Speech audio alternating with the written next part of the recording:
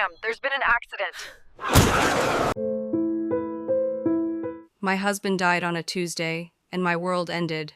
Or at least, the world I knew did. It was a clean, brutal severance, the kind you read about in novels but never believed could happen to you. One moment I was a wife, a partner, one half of a whole that I thought was unbreakable. The next I was a widow, a word that felt foreign and sharp on my tongue. The call came from a state trooper with a voice that was both gentle and grim, a practiced tone for delivering life-shattering news. There had been an accident, a single-car crash on a winding mountain road. He'd been on a business trip, a last-minute survey of a potential site for a new project. That's what he told me. That's what I believed. He died instantly, the trooper said. A small mercy in a sea of cruelty. There was no suffering. Liam, my Liam, the man I had loved since I was 19, the man whose laughter was the soundtrack to my life, was gone. The days that followed were a suffocating blur of condolences and casseroles. Our house, the one we had painstakingly renovated together, filled with the hushed, somber tones of grieving friends and family. Liam's parents, David and Eleanor, were wrecked.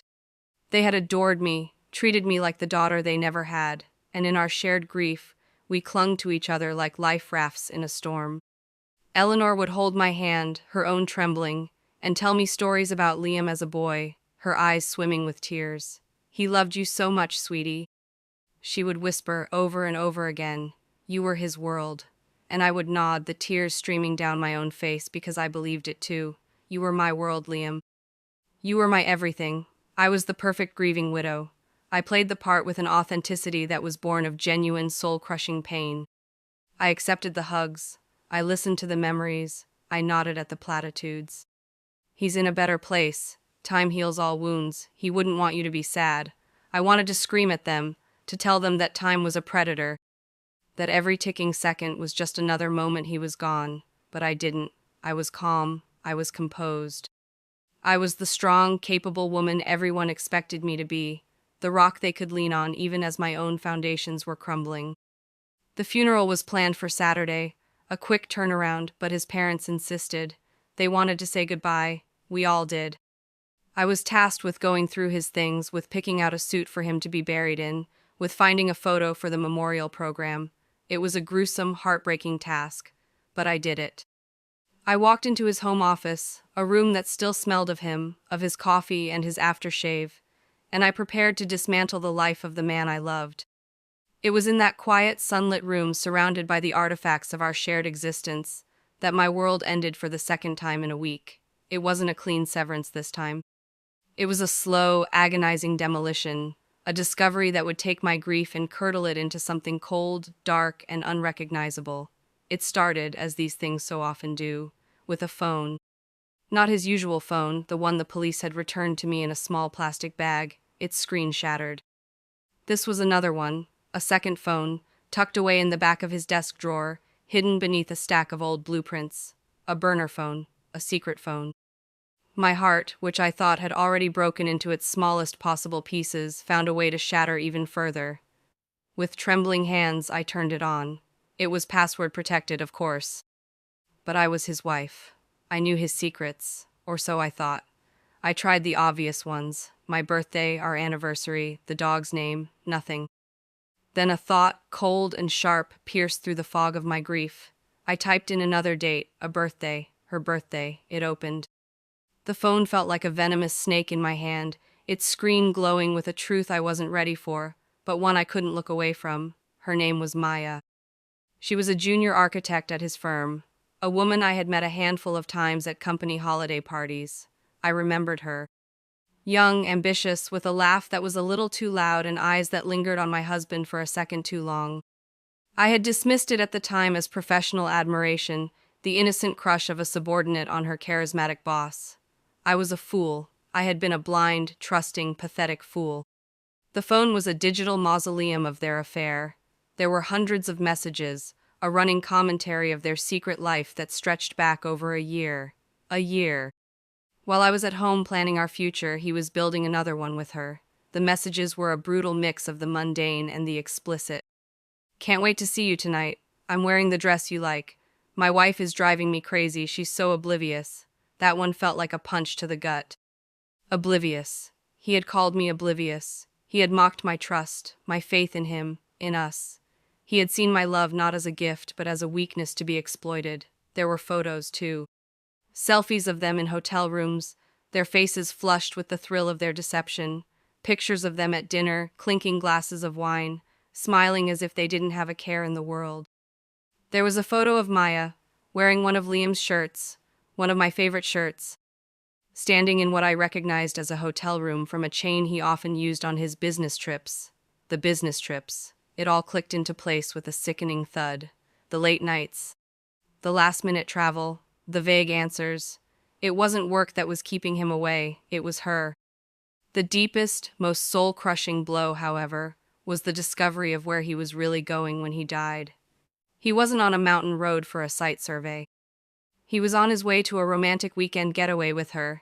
I found the reservation in his email on the secret phone, a secluded cabin booked for 2 nights. The name on the reservation was his. The confirmation email had been sent just hours before the crash. And then, I found the last text message he ever sent just minutes before the trooper said the accident occurred.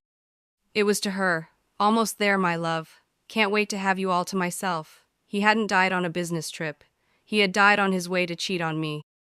He had died with her name on his lips, with her promise in his heart. My grief, which had been a raw, open wound, began to fester. The sadness was still there, but it was being consumed by something else, something hotter and more potent: rage. A cold, clarifying rage that burned away the tears and left behind a core of diamond-hard fury. He hadn't just died, he had died a liar, a cheat. He had left me not just a widow, but the star of a tragedy I didn't even know I was in. I thought about his parents, about Eleanor's tearful whispers that I was his world. I thought about the funeral, the eulogies that would paint him as a saint, a loving husband, a perfect man. The hypocrisy of it all was a physical weight, pressing down on me, threatening to suffocate me. They would all mourn a man who didn't exist. They would cry for a fiction, a carefully constructed facade that had hidden a rotten, deceitful core, and they would expect me to stand there, the grieving widow, and play along with the charade. I sat there in the silence of his office, the secret phone clutched in my hand, and a new plan began to form. It was a terrible, vindictive, and beautiful plan. They wanted a funeral. They wanted a performance of grief. Fine. I would give them a performance they would never, ever forget. I would not let them bury a lie. I would not let them mourn a ghost. If they wanted to say goodbye to Liam, then they were going to say goodbye to the real Liam, all of him. My transformation from grieving widow to avenging angel was swift and total.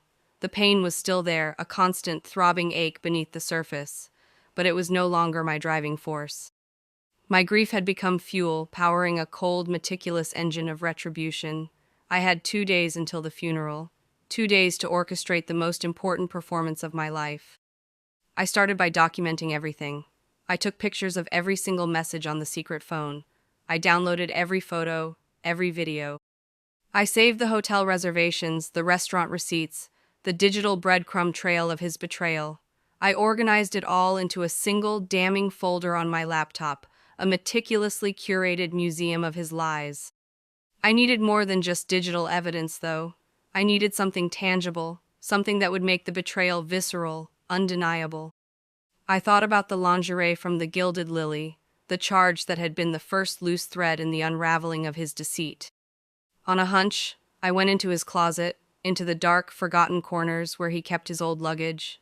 Tucked into the side pocket of a dusty duffel bag, I found it. A delicate, black lace teddy, still in its original box. It was her size, I knew instinctively. He had bought it for her, a secret gift for their secret life. I held it in my hands, the flimsy fabric a symbol of the cheapness of his betrayal. This would be part of my presentation. The final piece of the puzzle fell into place when I started going through his recent credit card statements again, this time with the knowledge of his affair.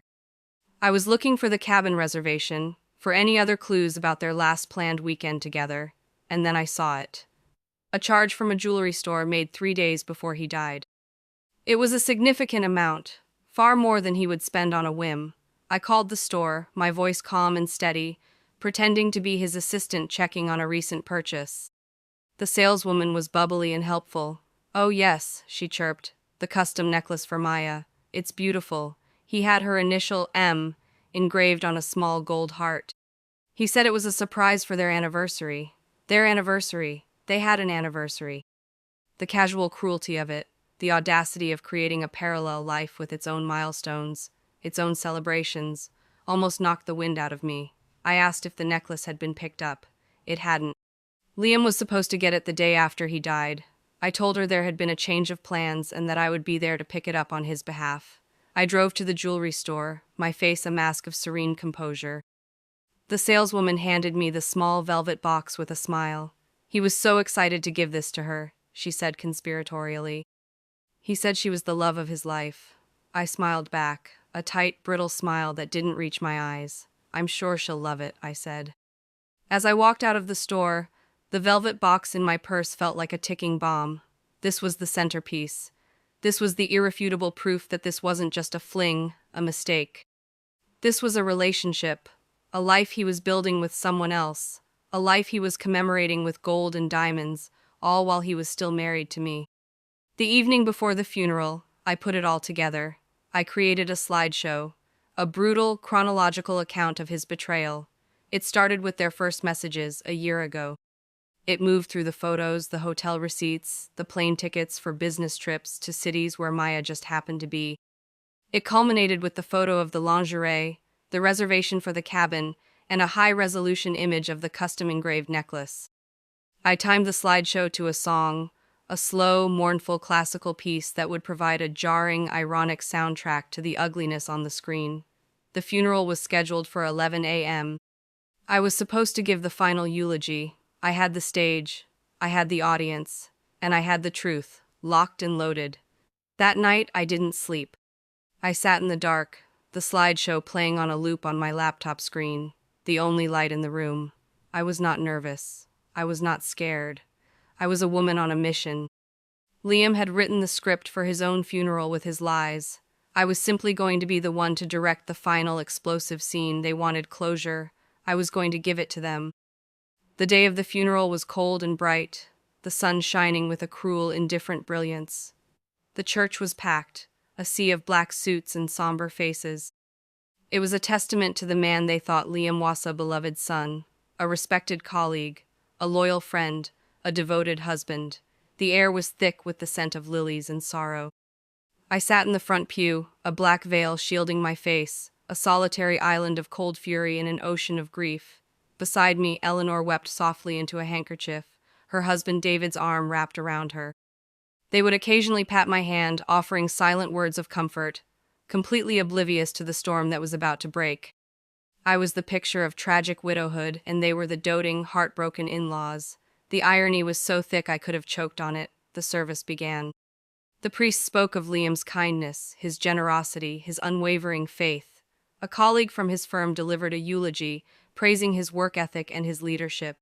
An old college friend told a funny, poignant story from their youth. Each word was a lie, a carefully chosen brushstroke in a portrait of a man who did not exist. With each eulogy, my resolve hardened. They were building him a monument of falsehoods, and I was about to tear it down, stone by stone. Finally, it was my turn. The priest introduced me in a soft, sympathetic voice. And now we will hear from Liam's loving wife, a woman who knew him best. A woman whose heart is broken but whose spirit remains strong. I rose and walked to the pulpit, my movements graceful and deliberate. A hush fell over the congregation. All eyes were on me, the grieving widow, ready to deliver a tearful tribute to my fallen husband. I placed my laptop on the lectern, my hands steady. A large screen had been set up to the side of the altar, meant to display a photo of Liam during the service. I had a USB drive in my pocket, and I had already asked the church's tech person, a kind-faced teenager, to help me with a short video tribute. He had plugged it in before the service began, thinking it was a simple slideshow of wedding photos. I took a deep breath and looked out at the sea of expectant faces. I saw my in-laws, their faces etched with pain, looking at me with love and pity. I saw Liam's friends, his colleagues, and then I saw her, Maya, sitting in the back, dressed in black, her face a mask of carefully composed sorrow. She was crying. The audacity of her, to come here, to perform her own version of grief in this sacred space, it was the final push I needed. I began to speak, my voice clear and strong, amplified by the microphone. "Thank you all for being here," I started, my tone even. "We are here today to remember Liam, to celebrate his life. And everyone has spoken so beautifully about the man they knew, the loving son, the loyal friend, the dedicated professional." I paused, letting the silence hang in the air. But a man is not just one thing, a life is complex. And to truly honor someone, we have to see all of them, the light and the shadows. And Liam had his shadows. A nervous murmur rippled through the church. My father-in-law David shifted uncomfortably in his seat. I had their attention. "I thought I knew him better than anyone," I continued, my voice taking on a harder edge. "I was his wife. I was his partner. I was, as his mother has so kindly said, his world. But I have learned in the past few days that I did not know him at all. I have learned that the man we are mourning today was living a secret life." I glanced at Maya. Her head snapped up, her eyes wide with panic. She knew. "Liam was not on a business trip when he died," I said, my voice ringing through the silent church. "He was on his way to a romantic weekend with his mistress." A mistress he had been seeing for over a year. A collective gasp went through the room. Eleanor's hand flew to her mouth, her eyes wide with horror. David looked like he had been slapped. I had them. They were hooked. "I know this is shocking," I said, my voice dripping with false sympathy. "It was shocking to me too, but I believe in the truth. And the truth, as they say, will set you free. I have prepared a short tribute to the real Liam, the complete Liam. I hope it brings you all the closure you deserve." And with that, I pressed the play button on my laptop. The classical music began to fill the church, a mournful, elegant melody. And then, the first image appeared on the giant screen, a screenshot of a text message. "I miss you, can't stop thinking about last night." The date was clearly visible. It was from a year ago. The room erupted in whispers. I clicked to the next slide, a selfie of Liam and Maya, cheek to cheek in a hotel room, then another, and another. The text messages became more explicit, the photos more intimate. I showed them the hotel receipts, the plane tickets, the evidence of his double life laid bare for all to see. With each click, the whispers grew louder, turning into shocked, horrified murmurs. I saw my mother-in-law, Eleanor, shaking her head, tears of a different kind now streaming down her face. Tears of shame, tears of humiliation. I clicked to the picture of the black lace teddy. Then the final image, a close-up of the gold necklace, the heart-shaped pendant with the single damning initial, M. Beneath it, a screenshot of the jeweler's receipt. For Maya. I stopped the slideshow and turned to face the congregation. The silence in the church was absolute, a thick, suffocating blanket of shock and disbelief. Maya was gone. She had slipped out during the slideshow, unable to face the public humiliation. I looked directly at my in-laws, at the shattered, broken expressions on their faces. That was the man my husband was. I said, my voice cold and clear. "A liar, a cheat, a man who died on his way to betray me, so please mourn him if you must. But do not mourn a saint. Mourn the man he truly was. And know that his greatest legacy is not his work, or his friendships, but the wreckage he left behind." I picked up my laptop, turned my back on the pulpit, and walked down the aisle, my head held high. I didn't look at anyone. I could feel their eyes on me, their shock, their pity, their judgment. I didn't care. As I reached the heavy church doors, I paused and looked back at the altar, at the large, smiling photo of Liam they had displayed, the face of a stranger. I pulled the small velvet box from my purse, the necklace he had bought for his mistress. I opened it, took out the gold heart, and let it drop to the stone floor. It landed with a tiny, metallic clink, a sound that seemed to echo in the vast, silent space. Then I walked out into the cold, bright sunlight, and I did not look back. I had not just buried my husband. I had buried the lies. I had buried the past. And for the first time since he died, I felt a flicker of something that felt dangerously like hope. I was free. The immediate aftermath of the funeral was a maelstrom of chaos that I observed from a safe, self-imposed distance. I didn't go to the burial. I didn't go to the somber gathering at my in-laws' house. I went directly from the church to a pre-booked hotel room on the other side of the city, a sterile, anonymous sanctuary where I could ride out the initial shockwave. My old phone, the one Liam's family had the number to, began to explode. I had turned it on out of a morbid sense of curiosity, a desire to witness the fallout from the bomb I had just detonated. The calls and texts came in a frantic, furious flood, first from my father-in-law, David. His messages were a torrent of pure, unadulterated rage. "How could you?" one text read. "You've desecrated his memory. You've shamed this entire family. You are a vindictive, evil woman." Another followed, moments later. "Eleanor is destroyed. She can't even stand up. This is your fault. You've killed her." The hypocrisy was breathtaking.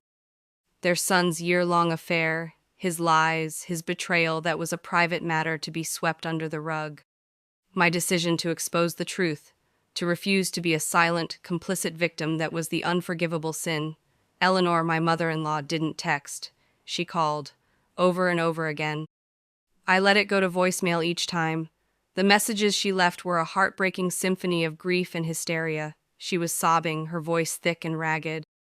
Why would you do this to us? To him? He loved you. It was just a mistake. You've ruined everything. You've ruined his name."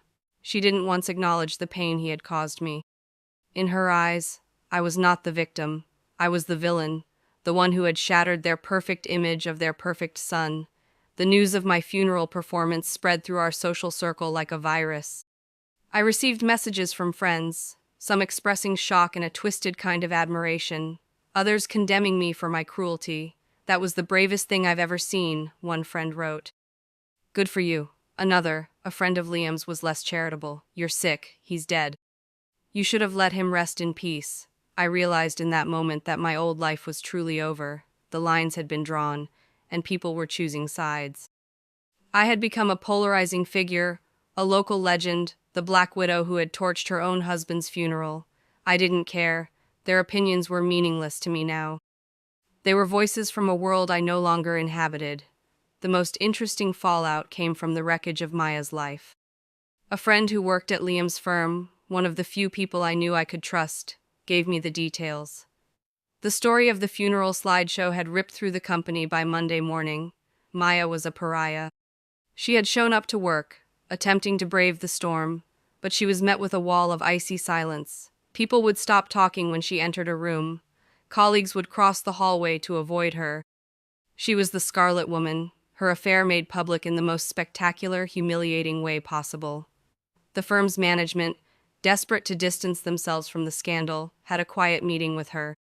She was encouraged to resign, offered a small severance package in exchange for her silence and a quick, clean exit. She took it. She was escorted out of the building that same afternoon, carrying her career in a small cardboard box. She had lost her lover, her job, and her reputation in the span of a few days. She was a casualty of a war she had helped to start, and I felt not a shred of sympathy for her.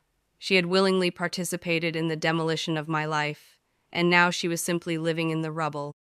After 2 days of radio silence, I packed my bags, checked out of the hotel, and drove to the airport.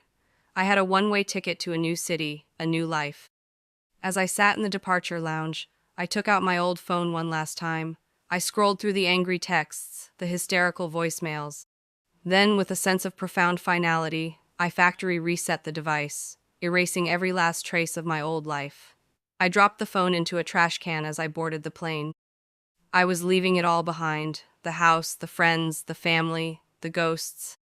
As the plane took off, I looked down at the city shrinking below, a place that held all my memories, both beautiful and brutal. I was not running away. I was flying toward my own liberation. The weight of their expectations, their judgments, their lies was finally, truly, lifting. I was alone, but for the first time I felt light. I felt free. My new life began with the deliberate, methodical process of erasing the old one. I landed in a city where the air smelled of salt and rain, a place where my name meant nothing. The anonymity was a balm to my raw, frayed nerves. My first order of business was to become a new person, legally and financially. I had my own money, the half I had taken from our joint account, and it was enough to give me a runway. I found a small furnished apartment in a quiet neighborhood, paid for the first 6 months' rent, and started the process of building a life from the ground up. I opened a new bank account, got a new driver's license, and most importantly, I legally changed my name. I shed my married name like a snake shedding its skin. I even changed my first name. The woman who had been Liam's wife was gone. A new woman, with a new name that I had chosen for myself, was born. This act was more than just a practical necessity. It was a psychological rebirth. With my old name, I carried the weight of my past, the identity of a victim, a widow, a scorned wife. With my new name, I was a blank slate. I was the author of my own story now, and I could write whatever I wanted. I needed to find work, but the thought of returning to journalism, of chasing other people's stories, felt impossible. My own story had consumed me so completely that I had no energy left for anyone else's. I needed something simple, something physical, something that would keep my hands busy and my mind quiet. I saw a help wanted sign in the window of a local flower shop. It was a beautiful little shop, filled with the scent of damp earth and fresh blooms. The owner was a woman in her late 60s with kind eyes and hands stained with chlorophyll. She didn't ask for a resume. She didn't ask about my past. She just asked if I was a hard worker and if I was good with people. I told her I was. She hired me on the spot. Working in the flower shop became my therapy. I learned the names of flowers I never knew existed. I learned how to arrange bouquets, how to coax stubborn buds to open, how to care for fragile, living things. There was a quiet, profound symbolism in it. I was surrounded by beauty, by life, by the constant cycle of growth and decay. My hands were always busy, trimming stems, arranging colors, tying ribbons. The physical work was grounding, pulling me out of the chaotic tangle of my own thoughts. My colleagues were a small, quiet group. We worked together in a comfortable silence, punctuated by the occasional friendly chat. They never pried. They accepted me for who I was in the present moment, a quiet, hard-working woman who seemed to have a natural talent for making beautiful things. For the first time in a long time, I felt a sense of peace. The rage that had fueled me through the funeral and its aftermath began to cool, leaving behind a vast, quiet landscape of sadness. I was still grieving, but my grief was changing. I was no longer grieving the man I thought Liam was. I was grieving the years I had lost, the love I had given so freely to a man who didn't deserve it. I was grieving the woman I used to be, the naive, trusting girl who believed in fairy tales. That grief was a heavy cloak, but I was learning to carry it. Some days it was heavier than others.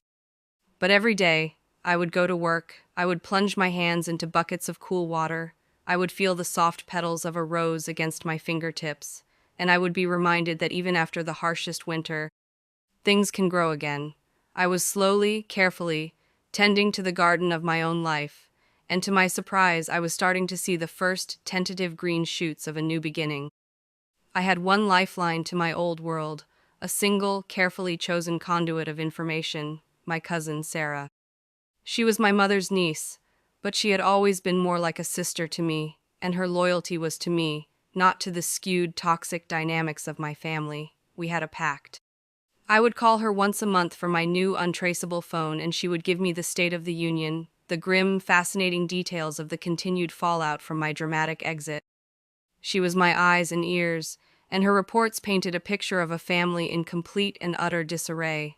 The first major casualty, after the funeral, was the family's social standing. Liam's parents, David and Eleanor, had been pillars of their small, affluent community. They were on charity boards, they belonged to the country club, their lives were a testament to respectability. My funeral performance had shattered that image completely. The story was too juicy, too scandalous to be contained. It spread like a contagion through their social circle. They became objects of pity and scorn. Their friends didn't know how to talk to them. The invitations to dinner parties and charity galas dried up. They were living in a self-imposed house arrest, too ashamed and humiliated to face the whispers and the stares. According to Sarah, my mother-in-law, Eleanor, had taken it the hardest. She had a nervous breakdown. The woman who had always been so poised, so in control, had completely unraveled. She had built her entire identity around her perfect family, her perfect son, and the exposure of his lies had caused a fundamental crack in her psyche. She refused to leave the house. She spent her days weeping, alternating between mourning her son and cursing my name. I was the villain in her story, the cruel, vindictive woman who had destroyed her life. It was easier to hate me than to accept the truth about the son she had idolized. David, my father-in-law, was consumed by a different kind of poison, rage. He was obsessed with finding me. He hired a private investigator, a scumbag who specialized in tracking down people who didn't want to be found. But I had been careful. I had changed my name. I had paid for everything in cash for the first few months. I had no social media, no digital footprint. I was a ghost. The private investigator found nothing but dead ends, a fact that only fueled David's fury. Sarah told me he had become a bitter, angry man, ranting to anyone who would listen about how I had stolen from them I hadn't, and how I had besmirched their family name. The financial strain also began to take its toll. Liam had been the primary earner, and while he had a life insurance policy, the payout was delayed due to the circumstances of his death. The legal and financial mess he had left behind was considerable. Without my income, and with the house now solely their responsibility, Mark had no will, so as his wife, I was technically the heir to his half of everything. A complicated legal mess I had no intention of engaging with. They were feeling the pinch. The perfect life they had built was not just a social fiction, it was a financial one too, and the foundations were beginning to crack. And then there was Jessica, the architect of so much of this destruction. Her life, Sarah reported, was a tragicomedy of consequences. The pregnancy, the blessed event that was supposed to whitewash her sins, had become an albatross around her neck. She had moved in with my parents, her own parents, who were now her reluctant caretakers. The golden child had returned home, not in triumph, but in shame. Her dreams of being a celebrated artist had evaporated. She was a pregnant, unemployed, and ostracized woman living in her childhood bedroom. The dynamic with our parents had soured. Their initial joy over the baby had been replaced by the grim reality of the situation. They were in their 60s, looking at the prospect of raising another child, a child born of scandal and betrayal. The financial and emotional strain was enormous. The constant presence of Jessica, a living reminder of the shame she had brought upon the family, had turned their home into a pressure cooker of resentment and regret. Listening to these updates, I felt a strange, detached sense of vindication. It wasn't joy, it was the cold, clean satisfaction of seeing a natural order restored. They had all played a part in the betrayal: Liam with his infidelity, Jessica with her malice, my in-laws with their willful blindness, and my own parents with their toxic favoritism. Now they were all living in the house of consequences they had built together. And I was 1,000 miles away, arranging flowers, breathing free air, and slowly, quietly, rebuilding my life from the ground up. About 6 months into my new life, the call I had been half expecting finally came. It wasn't from my in-laws, it was from my own mother. Sarah must have cracked under the pressure and given her my number. I saw her name on the screen of my burner phone and my hand trembled. This was a ghost I wasn't ready to face, but I knew I had to. I answered. "Hello," I said, my voice a quiet, neutral wall. "It's you," she breathed, her voice a mixture of relief and tears. "We've been so worried." "We didn't know where you were." "I'm fine," I said, cutting through her performance of maternal concern. "What do you want?" The question hung in the air, cold and sharp. She launched into a long, rambling monologue, a carefully constructed guilt trip designed to pull me back into the family's toxic orbit. She told me how hard things had been, how Jessica was struggling with the pregnancy, how Dad was so stressed, how the family was falling apart. She painted a picture of a family in crisis, a crisis that I, in her telling, had both caused and was obligated to fix. "Your sister needs you," she said, her voice pleading. "The baby will be here soon. It's your nephew, your family. You can't just turn your back on us." "My nephew?" I repeated, a bitter, incredulous laugh escaping my lips. "That baby is the product of my sister sleeping with my husband. It is a living, breathing monument to their betrayal. And you expect me to welcome it into my life with open arms? But it's an innocent child," she cried, her voice rising with indignation. "It's not the baby's fault." "No," I agreed, my voice dangerously quiet. "It's not the baby's fault, it's yours, it's Dad's, it's Jessica's. It's the fault of a family that has spent 30 years enabling a narcissist and punishing a daughter who did nothing but be responsible. You made your bed, Mom, the three of you. Now you get to lie in it." The silence on the other end of the line was thick with her shock and fury. I had never spoken to her like this in my life. The dutiful daughter was well and truly dead. "And let me be clear about something else," I continued, my voice like ice. "Jessica doesn't need me, she has you. She has always had you. You have always been her champion, her defender, her enabler. You chose her.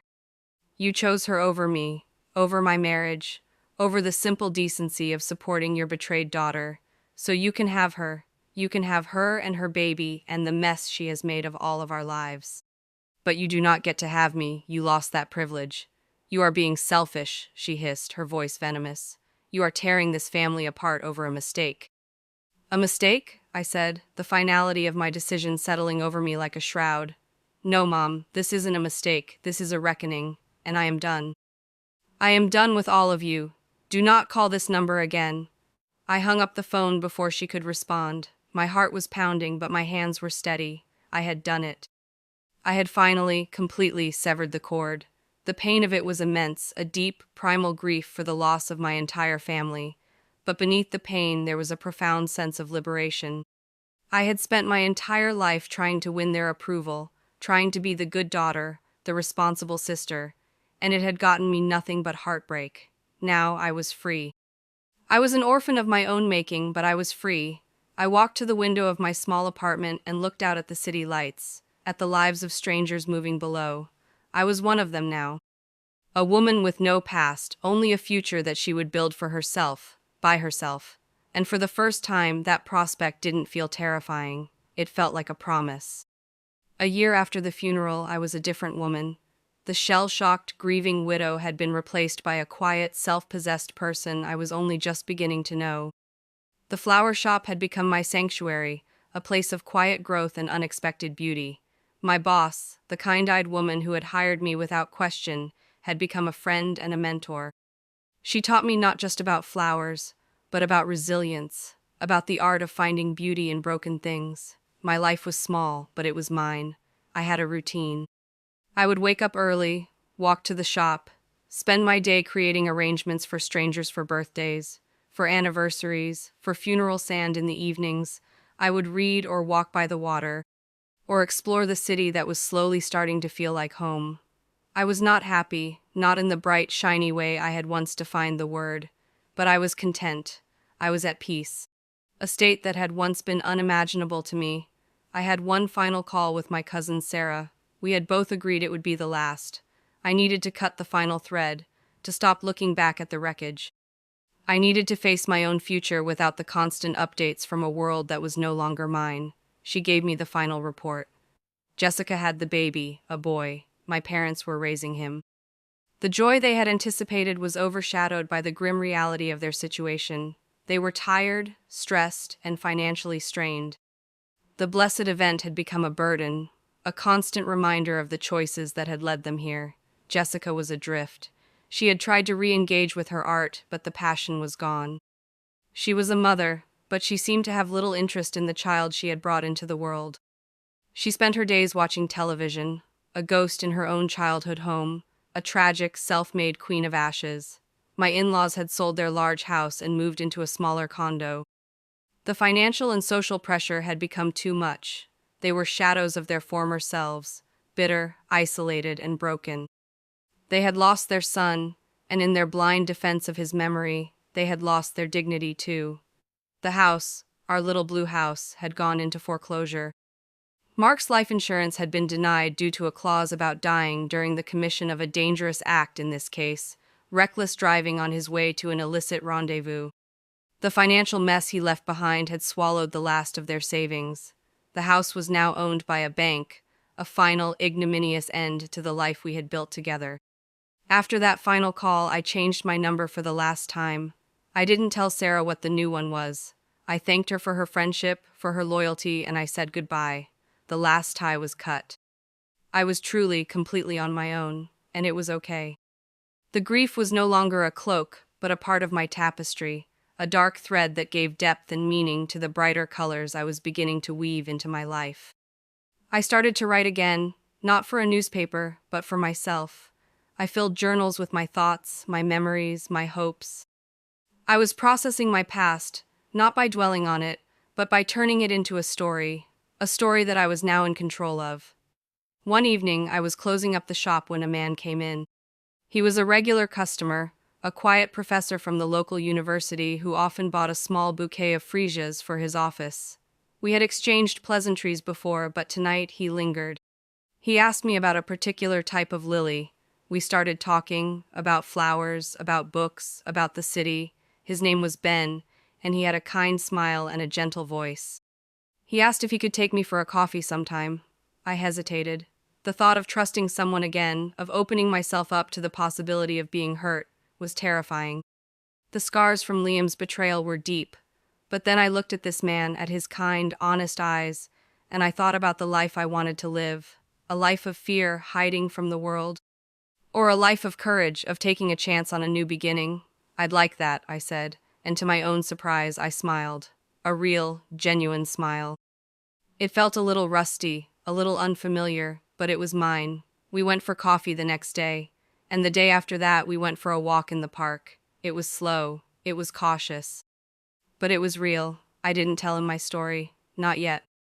I knew that one day I would, but for now, I was just a woman named Anna who worked in a flower shop, a woman with a quiet past and a hopeful future. I am still that woman. My life is not a grand, dramatic novel anymore. It's a collection of quiet, beautiful short stories. A morning spent with my hands in the dirt, a cup of coffee with a kind man, a walk by the sea. A perfectly arranged bouquet of flowers that will bring a moment of joy to a stranger's life. I don't know what the future holds, but I am not afraid of it anymore. I have learned that a life can be shattered, a heart can be broken, a family can be lost. But I have also learned that we are stronger than we think. We can survive the fire. We can rebuild from the ashes. We can find beauty in the broken places. And we can, against all odds, learn to bloom again. To anyone reading this, to anyone who has been betrayed, who has had their world torn apart, know this. Your story is not over. The pain is real, but it does not have to be your entire identity. You have the power to write a new chapter, a new story, a new life. Walk away from the people who hurt you. Choose yourself. Choose peace. And trust that even after the longest, darkest winter, spring will always, eventually, come. Thank you for listening. If this story resonated with you, please subscribe to our channel and hit the notification bell. There are more stories of survival, of resilience, of the incredible strength of the human spirit, waiting to be told.